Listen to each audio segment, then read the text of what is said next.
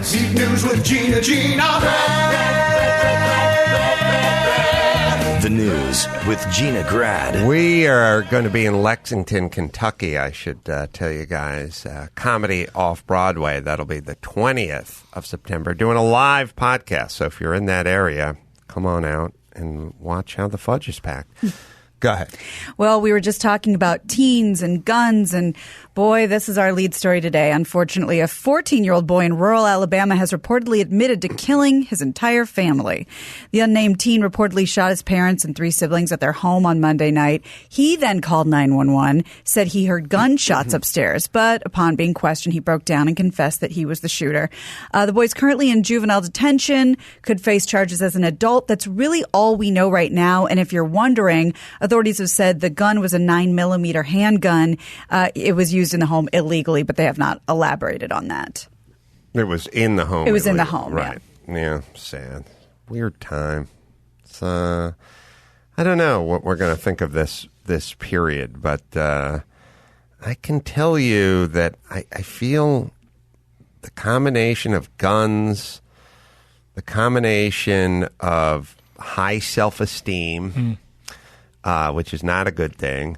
The combination of like pharmaceuticals and pot and vaping and all crazy sedatives, crazy porn all over the internet, and this weird, and I don't know, just GMOs, and everyone's eating Taco Bell delivered to their house and stuff. It's all creating this stew. Like I said yesterday, a lot of ingredients in that stew. A lot of well, yes, and it's true. My pushback is, it's going to be hard to figure everything out. The quick fix is, dads stay home. Occasionally get shot. Dad was home, but low odds. Let's do some good parenting here. I think we can avoid a lot of it with some good parenting.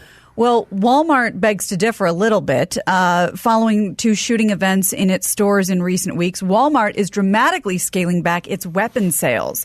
The retailer giant will no longer sell the type of ammunition used in, quote, military-style weapons such as AR-15, as well as handgun ammunition. It will stop selling handguns entirely in stores in Alaska, and it has asked customers not to carry weapons openly in its stores in states that do allow open carry. Walmart estimates that it accounts for 20% of ammunition sales in the United States. One of those shootings was the El Paso massacre. So that's my something that they're attack doing. Ravens put an end to all this tomorrow. Yeah, on the rafters of a Walmart. Yeah, it's not going to do anything in the domestic, the home shooting. Right. I'm not going to have an attack raven in every master bedroom, but in a warehouse up at setting, the Walmart, yeah. Say ravens. Mm-hmm. I just heard on Nerd PR, I think it was, they were talking about ravens and crows and how smart they are. And I don't know if we've ever talked about this specifically. The study that if there's something in a cup of water that a crow wants, it will start bringing over stones and other things to make the water level go higher. To displace the water? Yeah, so it can get the little, bead or berry or whatever to the top of the cup and take it out. Oh, if it's just floating in water. Mm-hmm. Oh, yeah. Yeah, they do. They use tools. They've heard stories where if they have a walnut or a nut or something, they leave it in the road, let a car run it over, crack the nut. By the way, I work with a lot of guys that aren't that smart. They leave it in the top, leave it in there, let the car run it over, and then get the nut inside. Yeah, we're watching a video of it right now. Fun fact: did you know? Or you obviously didn't. Do you remember that a young balding Brian was the one who told you that story? Probably. Story. Gio could probably dig it up for Corolla Classic. It was on the radio show back in like 2006 or something like that. The story about the walnut. Oh. That always fascinated me. Like their problem-solving intelligence. They would swoop down at a stoplight or a stop They work sign. smarter, not harder. Yeah. They could be trained, and they would make a difference, people. And I'm sure there must be something going on. It's like a Quantico thing.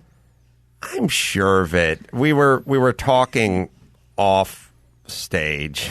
There's such a thing, but we were Max Zapata. We got caught up with Neil, and we got caught up with Dog and everything else. But Max Zapata was telling me about Rotten Tomatoes and the big story, and how Dave Chappelle's score was super low with the critics, and Hannah Gatsby was really high, and all the AOC's was really high and then low. And I said, look, I don't know what year I was arguing with Matt Atchity about the woke critics sort of swinging things by subject, one direction or the other. And he sat there and he was going, absolutely not happening. And I said, absolutely is happening. And it's fucking happening.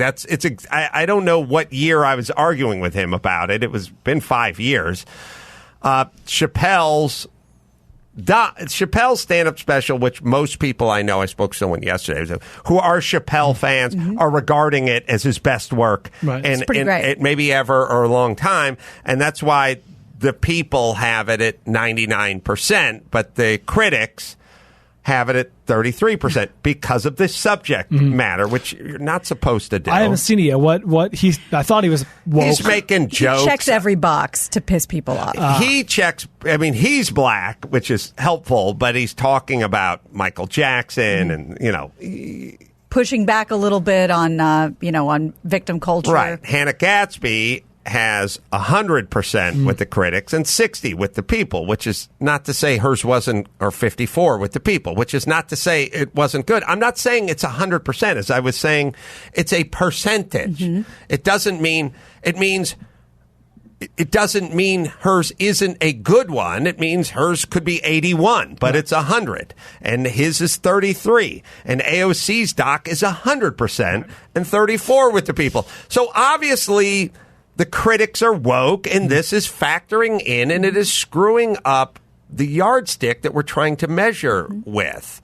Because you may be thinking, I'd like to see a stand-up special. And if you saw Hannah Gatsby's Nanette, you realize it was more of a sort of one-woman show with some interesting thoughts and some comedy at the beginning, but it probably wouldn't satisfy you as a stand-up special if you were going to just see a stand-up special.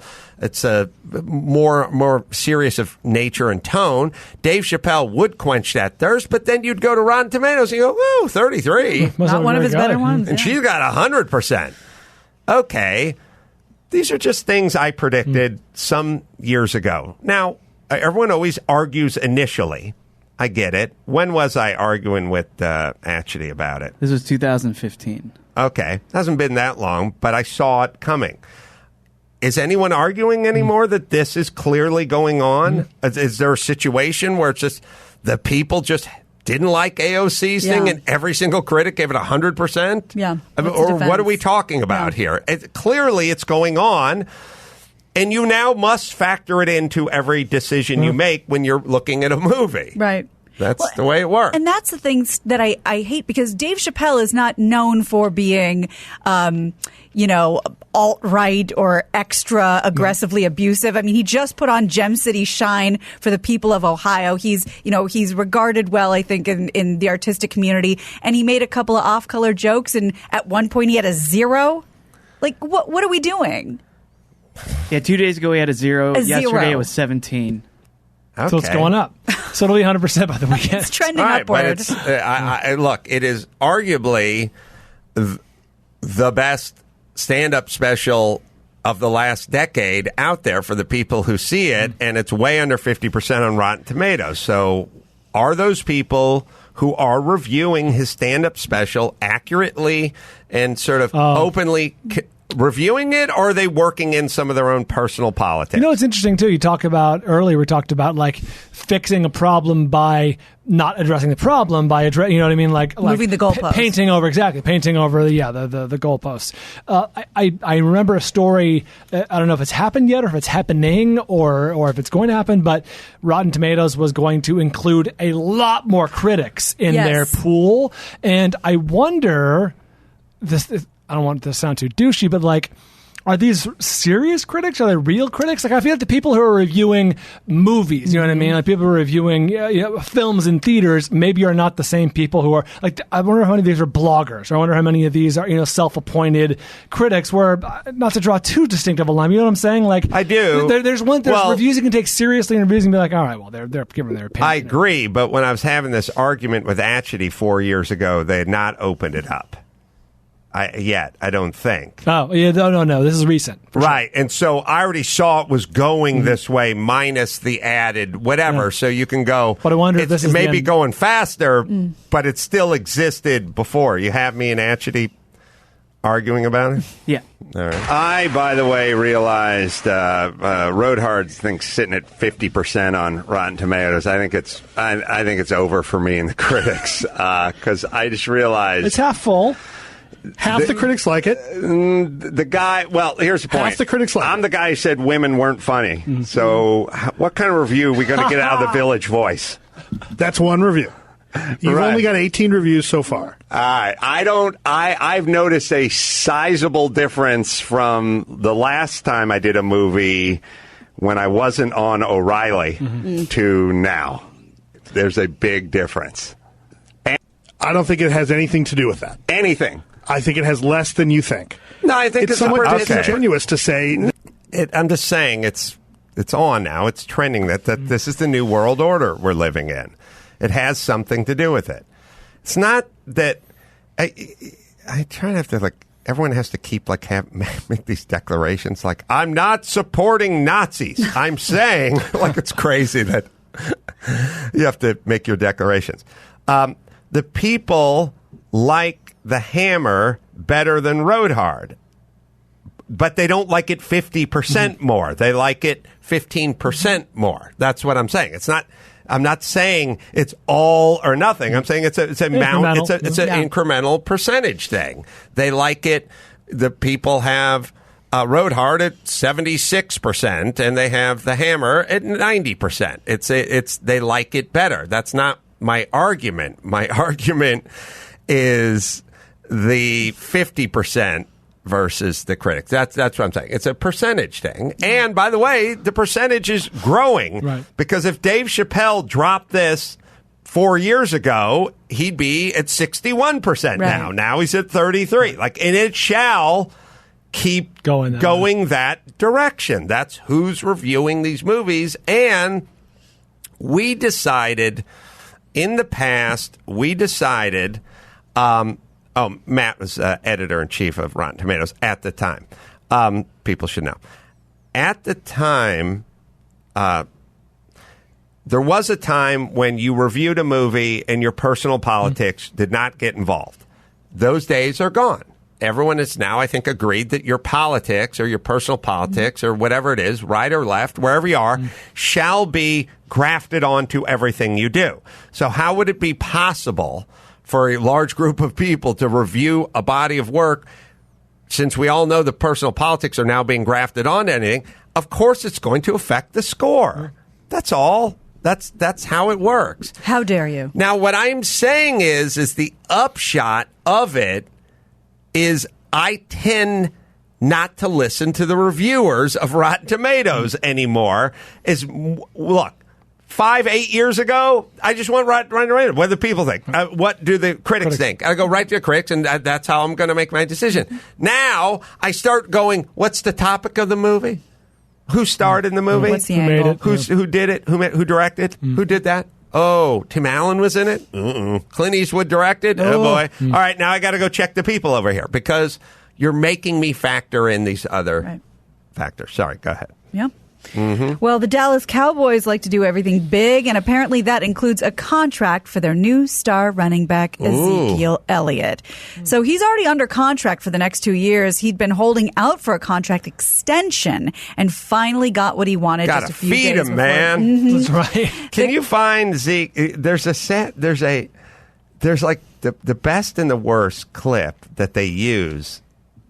Highlight reels love it when a guy leaps over a would-be tackler. Indeed. They love it. It's the best. It's great. The best highlight is when the back or the wide receiver, whoever, just does a full leap. And Find goes the best Reggie Bush. right over the top of Cam's the tackler. Right. How dare you? Now, Zeke has this great highlight reel where he's just running it right up the gut, and I guess he was a hurdler in high school. And if you see his form, he literally hurdles a tackler, and then it's lands in stride, and it's just 30 yards of open field to payday, and nobody around him. And it would be probably the greatest top 10 highlight ever. He hurdles and then just sprints to a touchdown. But he gets his footing out of sync and falls on his own, 12 yards later. It's still an amazing feat. He did the hard part. It was like the easy part. Over the top, lands. He's running. Oh, he's just going to get his feet under him. Another 6 yards. It would have been the greatest thing ever. He didn't score. Wow. But it's this crazy thing where it's cool, it's an amazing piece of athleticism. He almost seemed surprised that he went over the guy, and now it's just the goal line, and he doesn't make it in. Blade of grass. And he's that perfect hurdler form. It's perfect form. And I'm not making fun of him. I'm just saying it's like the hardest part is done. All you have to do is make it to the end zone. And 6 yards before the end zone, it's like a racehorse that gets out of cage. So the Cowboys are reportedly keeping him for another 6 years and will pay him $90 million, $50 million of which is guaranteed. It's the most money given to a running back, and he'll earn more per year than any other player in the NFL. Elliott had been working out on his own in the preseason. The school teacher makes $44,000 a year and has to provide materials out of their own pocket. He carries an inflatable ball to the AstroTurf field, and for that, $90 million. $90 million. Does anyone deserve that? Does he deserve? I mean, well, what about school teachers? Yeah. He's not teaching anyone how to read or write. Far from it. So he is expected to play on Sunday against the Giants. I've kind of mixed feelings, but my thing is, these guys sign their rookie contracts or whatever it is. I don't know all the nuts and bolts of Zeke's, but it happens a lot. So they go, look, you're an untested commodity in this league. We're going to sign you up for $3 million, $3 million.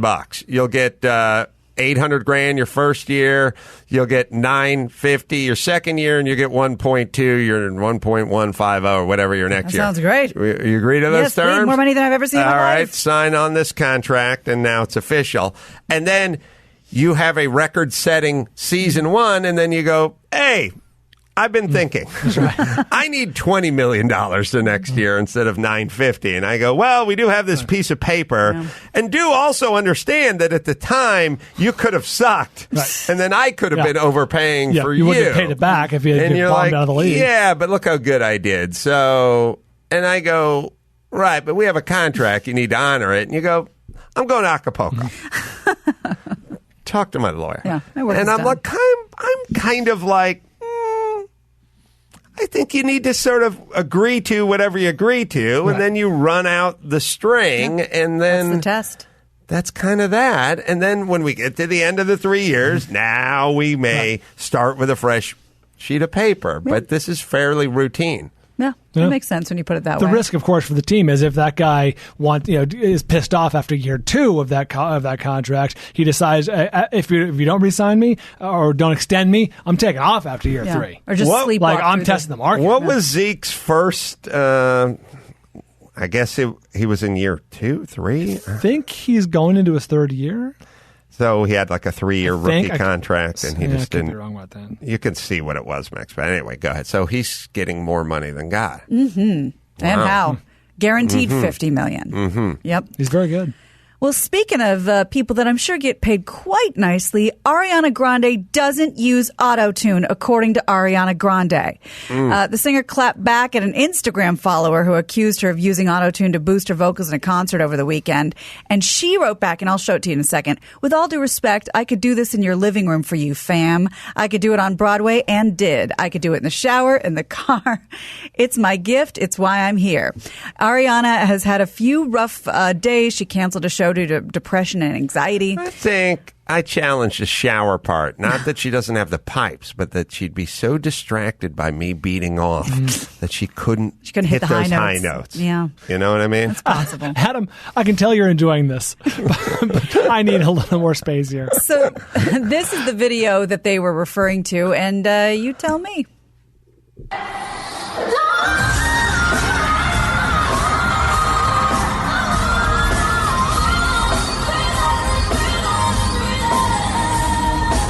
backing vocals. Sounds like something. I don't know what. Backing track, yeah. But that's the question. There's certainly some BGVs in there, but I don't think there's any auto-tune. It sounds like her voice. I think if it was auto-tune, you'd hear Wait it a minute. You think she has Epstein-Barr virus? Yes, yeah. What do you have there? Background vocals. Oh, okay. Zeke's drafted in 2016, signed a 4-year rookie contract. Third year. Reportedly worth... Oh, no. Third. Oh, whatever. Yeah. Reportedly worth $25 million with a $16 million bonus. I don't know. It seems like good cash. Indeed. And I get it. He's outperformed his whatever, but you got to renegotiate after you're done with the contract. That's look, if you'd been a bust, that's a lot of money to be out. Now, Do you think it's fair for coaches to get fired when they're in the middle of their contract if they're underperforming? To pay them out their contract? No. If whoever coach XYZ, if John Gruden sucks this year, is he going to get fired in year 3 of his 10-year contract? They have the right to do that. I guess I had See what I'm saying? Well, sort of. I mean, it's like I had a radio contract where they just went, we're going to pay $3 million 1 year and 3.5 the next year, and then like the next year came around, they're like, oh, we're going to pay you 1 or whatever, and it's like, oh, I thought we had a deal. It's like, nah, we're not going to do that. Deal changed. And there is a fair bit of that. Like, I get it. I don't know. To me, here's what I'm saying. You draw a contract. Things are stipulated in the contract. There's like no cut contracts. There's contracts where you get a 10% bump. You know, there are ones that are based on performance. There are ones that are based on milestones. Like if you do 1,000 yards or you go to the Pro Bowl or whatever it is. You know, if Gruden has a 10-year contract that says, you know, it's no cut. You got to pay me out, whatever. If they have a contract that says if you go under 500 by year 3, we can reduce or we can whatever.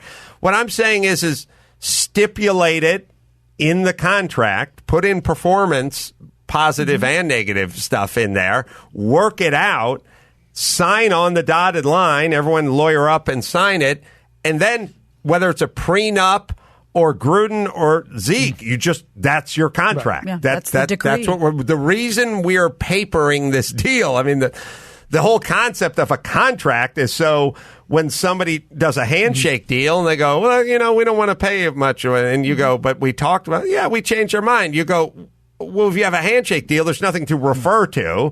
I'm saying in any shape or form, draw it up, stipulate everything, read it thoroughly, and then sign it or don't sign it. But once you sign it, that is what is stipulated. What's normal in terms of a contract where somebody gets hurt and can't play anymore? It's not like they didn't perform, they just got hurt. There's provisions in it for that. And there's versions of this where people get screwed on the player side or the talent side, and there's versions of it where the management gets screwed. But I'm saying, like, I'm confused, like, when people go, we had a prenup, and then the person who's getting divorced goes, I've lawyered up, and we've decided that doesn't mean anything. Yeah. It's like, not into it. Okay, but then why are we drafting these things up in the first place? Why is there such a thing as a prenup? And then if somebody ever says this word to me, this phrase to me again, hey, anyone can sue anyone over I will punch you in the face before you're done saying that. I'm well aware that anyone can sue. We got a guy suing Popeye's Chicken right now because they're out of fucking sticky buns or something. Okay, I get it. I literally told Matt DeAndrea, when he started, I just went, shut up, like in the middle of it, like, please stop saying that. Everyone says it like they're smart. They're dumb. Everyone says that. I get it. Everyone who's alive knows everyone can be sued from anyone at any time. Understood. No reason ever utter that phrase again. We get it. Well, speaking of getting sued, Cuba Gooding Jr.'s groping trial, which has been set to begin this week in New York, has been postponed. Though jury selection was supposed to start Tuesday, prosecutors told the judge they're still waiting for more evidence and they're just not ready for a trial. Now it'll begin on October 10th. The Oscar winner, who's accused of forcibly touching and sexual abuse, could serve up to a year in jail if found guilty. Outside the courthouse, Gooding's lawyer said, we believe the only reason reason he was arrested and prosecuted was because of his celebrity status. Don't we have footage of him we sort of watched it. not doing anything? And he was kind Kicking of it with his friends and girlfriends. semi-accosted. You know what I mean? He would, didn't someone sidle up to him at the booth or whatever it was? I mean, I think he's the kind of guy who likes going out and getting a swerve on and having a good time and being Cuba Gooding Jr., which means if you're going to go out and drink and have fun and party and dance and, screw around with people, then there's going to be interactions with people. But it seems like Cuba was sitting with his girlfriend and this other chick just went and sat next to him and started doing whatever. I'm sure she was inebriated. Again, language, everybody.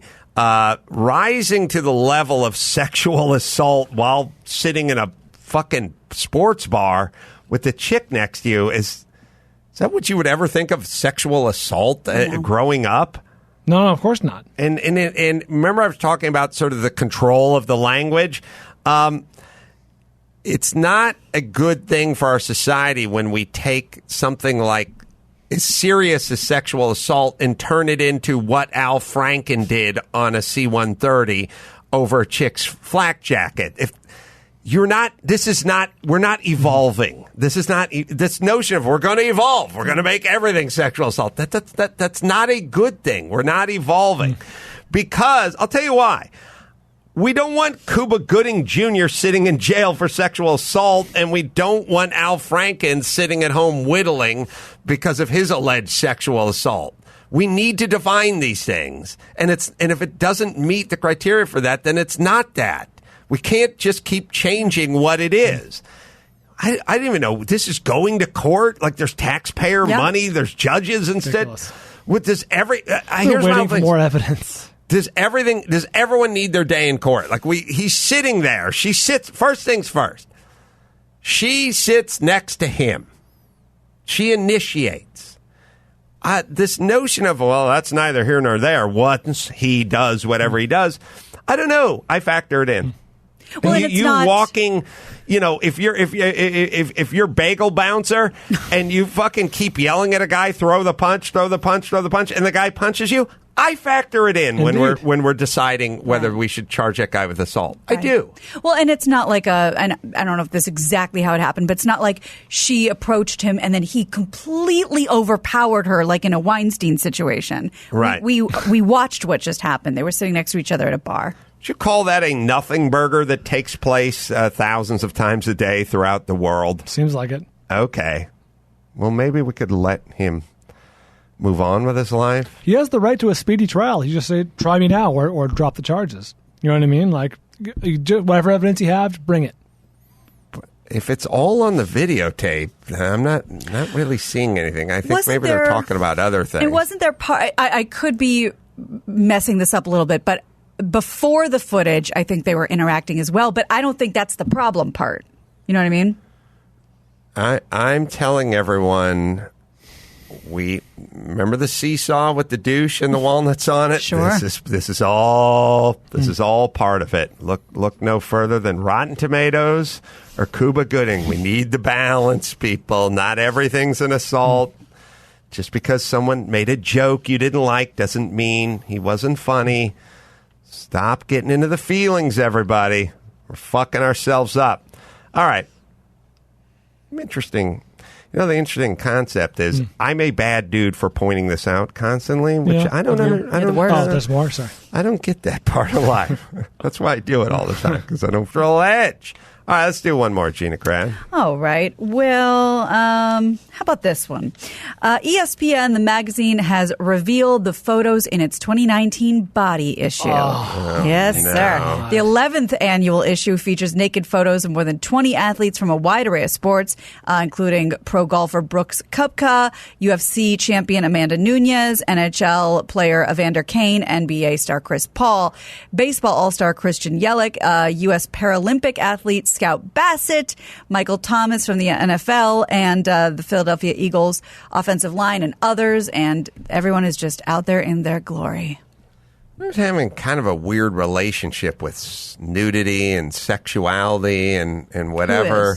Our society, like, Cuba puts his hand on someone's thigh, and it's a fucking federal offense, but everyone else, we're just asking folks that are not nude models or exotic models, hey, man, come on out, hey.